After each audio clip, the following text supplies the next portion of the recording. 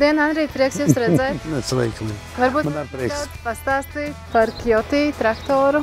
Jūs redzat, saimniecība ir liela.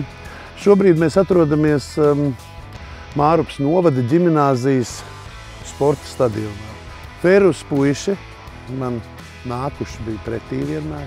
Bija braukuši arī brīvdienā man. Atbrauc tas, kas ir iespējams, vienmēr salabo, pat telefonu ir nokonsultējuši.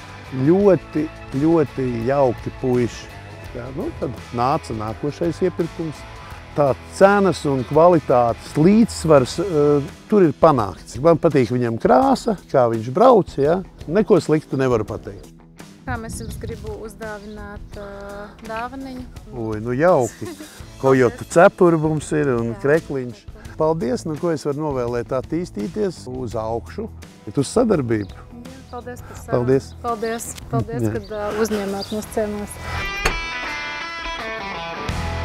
Labdien! Linda, Dinārs. Atbrauc šodien pie jums ciemos uz Mārupas stadionu, lai tad noskaidrotu vairāk par Kjotī traktoru, to veiktspēju un ko tad jūs šeit darat?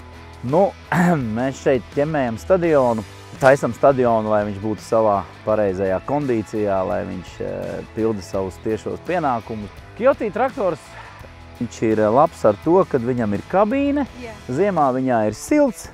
Labi, kad viņam ir hidrauliskās lāpstas, pacelšanu, nolaišanu, pagrozīšanu, un jā, tas ir ērti. Traktors ir tāds kompakts diezgan, un viņš pilda savus daudzas visādas funkcijas, viņam ir.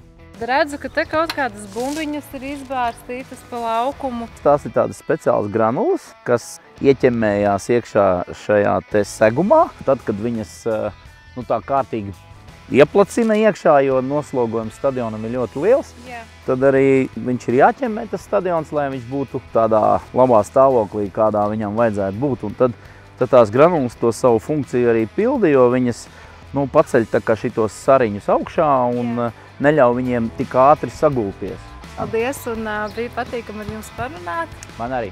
Turpinam darbiņu! Turpinam darbu!